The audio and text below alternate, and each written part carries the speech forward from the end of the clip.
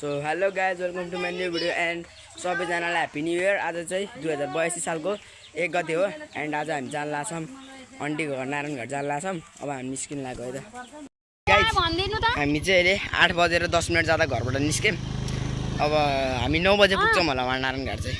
Guys finally हामी चाहिँ निस्किसकेछौँ। दिदीलाई त्यो ठाउँ भन्दा ढिला भयो कि 10मा निस्किनु भनेको 14 भयो कि। गाइज हामी चाहिँ क्लब चोक आइसकेका छौँ।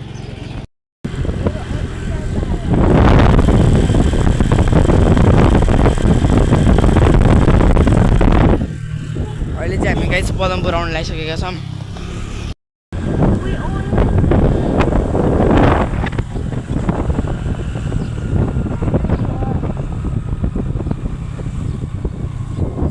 फाइनली हामी पदमपुर पनि आयौँ एन्ड पदमपुरको यो चाहिँ भाइरल घर हो गाइज।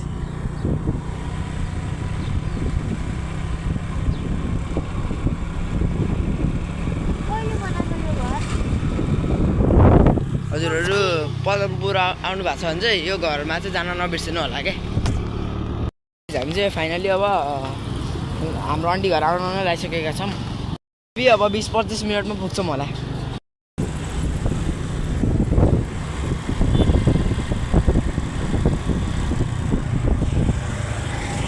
फाइनली हामी लाइन्स चोक आइसकेका छौँ गाइज।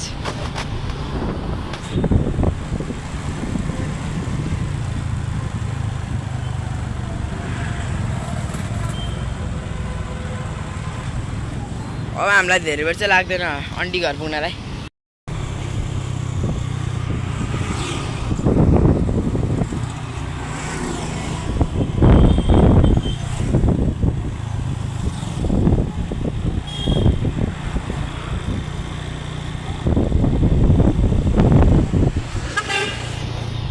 गाइज अहिले चाहिँ हामी यहाँ आन्टी घर जानलाई केही किन लाग्छौँ कि केही कुराहरू क्याम भइरहेको छ। त्यस्तोहरू मैले चाहिँ चुपा चुप किनेको एउटा यहाँदेखि उद्घाटन है अहिले हाल्नु किनभने अब घर जानुपर्छ त्यही गरेर हाल्नु है गाइज। हामी यहाँबाट कहीँ पनि नर्किकन जान्छौँ आन्टीको घर सिधै। हामी चाहिँ गाइज फाइनल्ली 12 घर आइसकेका छौँ।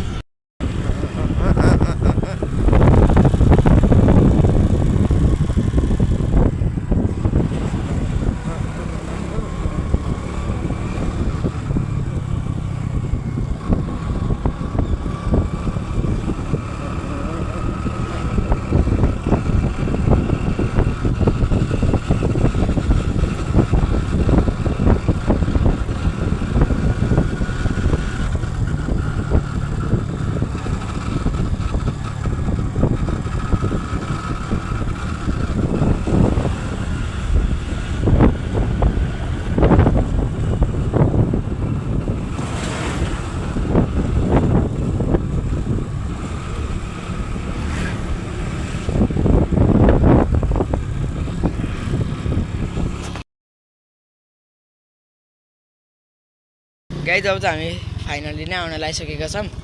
एउटा अलिकति हिँड्यो भने चाहिँ अचम्मै गाइज हामी एकदमै लामो रहेछ कि एकदमै लामो बाटो। कति सोध्दै आयौँ हामीले। फाइनल्ली चाहिँ अब चाहिँ हामी आउन लागिसकेका छौँ। अब एकैछिनमा आइपुग्छौँ। मलाई बस्दा खुट्टा दुखिसकेको छ। ल हेरौँ न नि।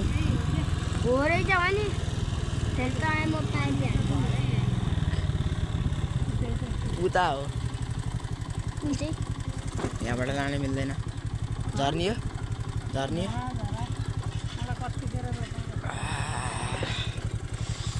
गाइज। फाइनली अब हामी चाहिँ आइसकेका छौँ आन्टीको घर। यहाँबाट चाहिँ अलिकति हिँड्नुपर्ने हुन्छ किनभने स्कुटर लानु मिल्दैन। अलिकति यसो अफ रोड छ क्या यहाँनिर। अब अलिकति हिँडौँ अनि त्यसपछि घरभित्र छिरौँ। मेरो यस्तो यो खुट्टा दुखेको छ क्या यो जुत्ता त्यो एकदम टाइट लगाएको क्या त्यो भएर एकदम दुखिरहेको छ कि मलाई एकदम दुखेको छ कि मलाई। गाउँभित्रको हाम्रो आन्टीको घर चाहिँ यो हो एन्ड म आइसकेको छु अनि म पछाडि आउँदै हुनुहुन्छ। मम्मी आउँदै हुनुहुन्छ। फाइनली हामी आइसकेका छौँ गाइज हामी चाहिँ फाइनली आइसकेका छौँ अन्डीको घर एकदम थकेलाइरहेको छ क्या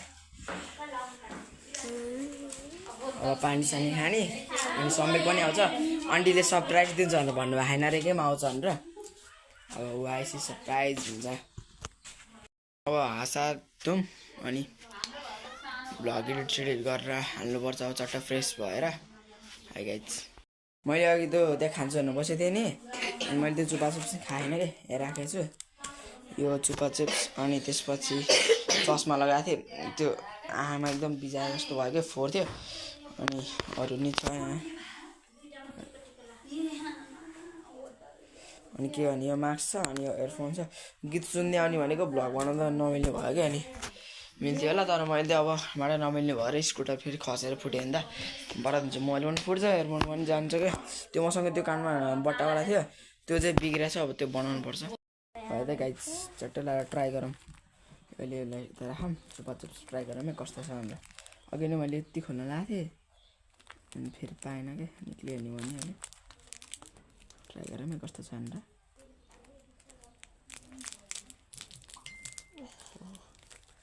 चिकमै गाइज एउटा भन्दा आउँदैन रहेछ त तर यत्रो लामो हुँदो रहेछ यार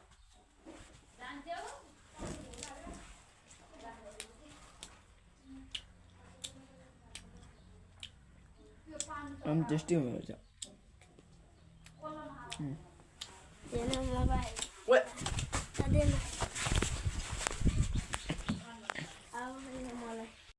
राइस चुपा चाहिँ एकदम मिठो थियो तर यति आउँदो रहेछ क्या तर ठिकै थियो तर एकदम टेस्टी थियो गाइस मैले यो झरामा ल्याएको थिएँ मेरो लुगा चाहिँ अब कपडा सपडा पनि चेन्ज गरौँ अनि त्यसपछि अरू कुरा गर्नुपर्छ गाइस यस्तो औँठी अनि यो हातमा ब्रासलेट हुन्छ खोलिराख्नु पर्छ